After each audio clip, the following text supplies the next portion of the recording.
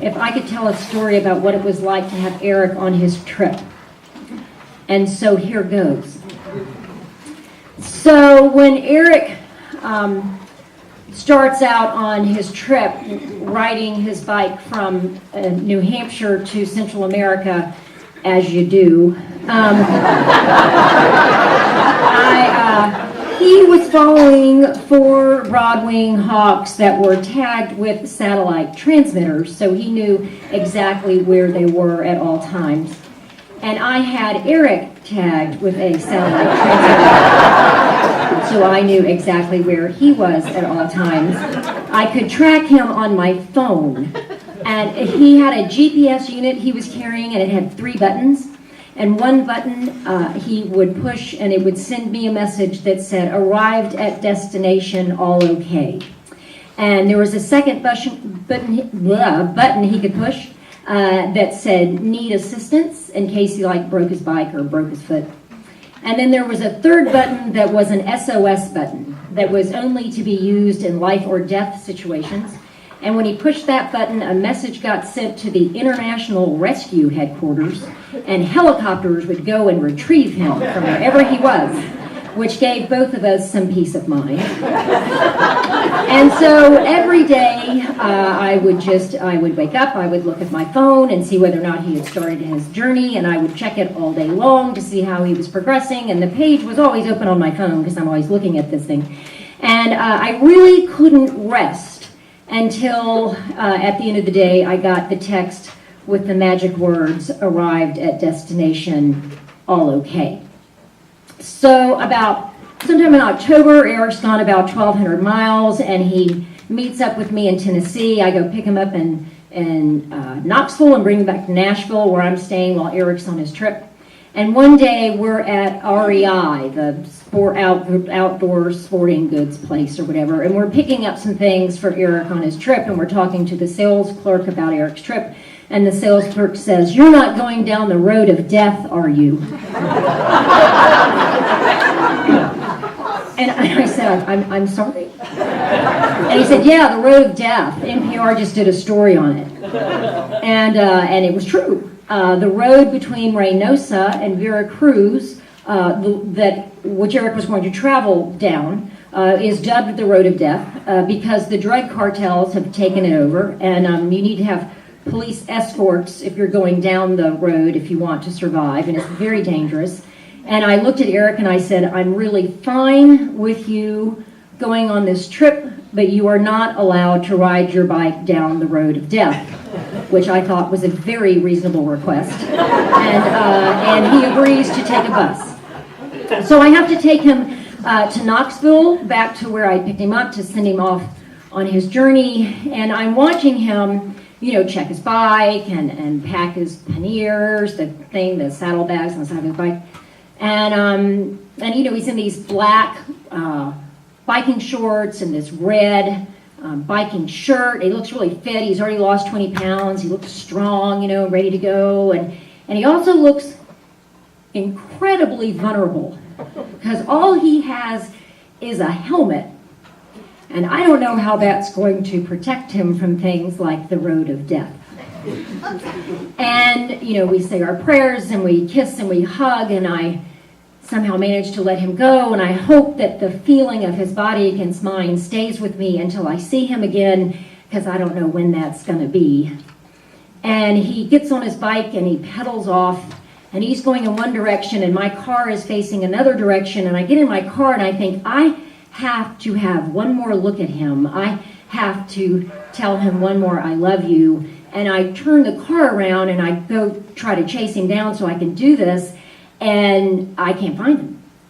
And I take a right and I can't find him. It's like he's vanished. And I start to panic, and my heart is just racing, and every horrible thought is crossing my mind.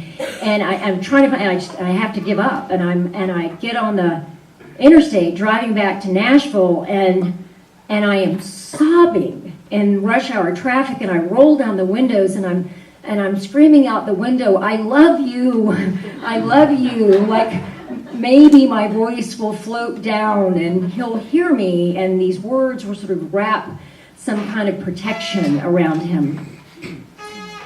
And I know his trip is ordained. I know this is what he's supposed to be doing, but not everyone agrees with me, and they tell me.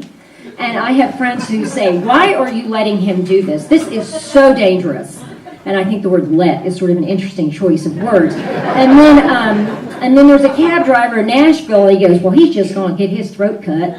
And then there's a UPS owner, the store owner, and he's, a world traveler, he's a native of Colombia, and he insists that I call Eric and tell him to stop his journey until he finds a buddy, because he should not be traveling without a buddy. It's way too dangerous. And I say to him, this train has left the station. He is biking alone. Please just mail his jacket. And I get in my car and I drive to a friend's house and I drink wine and just weep. We figure out that we are not going to see each other on this trip. It's just too hard logistically. And so we FaceTime and Skype almost every day. And so my relationship with my husband is pixelated. And we spend a lot of our time going, can you hear? I don't know. Can you hear? Wait, you're breaking up. What? But I know he's alive, so that's good. And at Christmas time, I'm at Mama's house in Florida, and Eric is in some dodgy hotel in Mexico. And he's laying low in his hotel because the maid has told him that it's too dangerous to go outside. Come on. Can I have some water?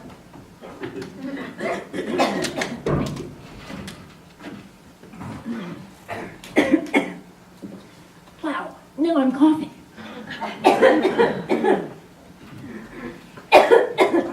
But he really wants to go to Mass. Good Catholic boy that he is.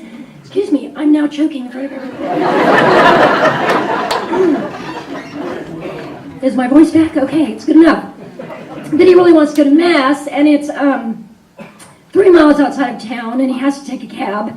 And he says, oh, call me when Mass is over. And he doesn't call me.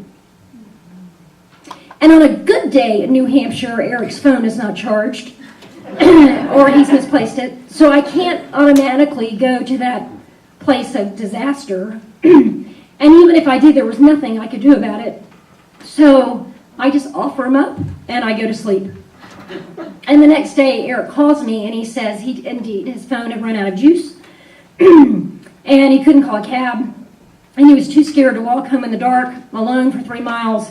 And he was worried because he couldn't really find, they didn't have a lot of electrical sockets in Mexico to recharge his phone. So he went back inside the church, and he found one under a statue of the Virgin Mary. And he plugged in his phone and prayed while his phone charged. And I thought, I think he actually does have a buddy on this trip. We're good.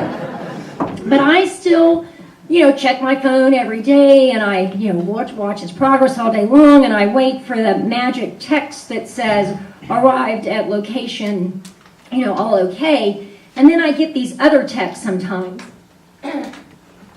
like the one that says, stopped by the police yesterday for documentation for my bike. I don't know if it was a shakedown. They let me go. But they said that I would have trouble in Panama City without it. And I just think, I just want to get a text from him that says, would you mind picking up some milk on the way home? That's what I want. And so it does come time for him to come home, and I'm thinking, we're going to have the most romantic rendezvous ever. And I'm flying in. I plan to fly in on Wednesday, March 15th, and Eric's going to fly in on the 16th. And so I'm going to get on the 15th. The house is going to be beautiful and warm, and I'm going to be beautiful and warm. And I'm going to meet him in Terminal B, and we're going to have a reunion like has never been seen at Boston Logan Airport. But instead, a blizzard comes, and on March 14th, my flight on Wednesday is canceled. I can't get in until Friday, which is actually good because I have the flu, and I'm sick in bed with the flu. So Eric comes in on Thursday night and is met by no one in the Boston airport. He takes a bus to Nashua. Our dear friend Ivy Van picks him up and drops him out in a very cold house in Hancock. So the plan is, if I'm well enough, he's going to meet me in Manchester on that Friday. I wake up, I look like hell, but my temperature is gone, so I get on the plane, and I haven't seen this guy in 5 months. I haven't seen him since I dropped him off in Knoxville, and I'm a little bit nervous. But I get off the plane, and I look, you know, and those people waiting for their friends and family to get off the plane, and I see him, and he's thin, and he's bearded, and he's handsome, and he is not pixelated. He is real. And I run to him, I drop my bags, and I run to him, and I put my head on his shoulder, and I am crying, and he's saying, "Are you okay? Are you okay?" And I look up, and he's crying, and I am so relieved because now I can finally rest because we are both at our destination, and everyone is okay.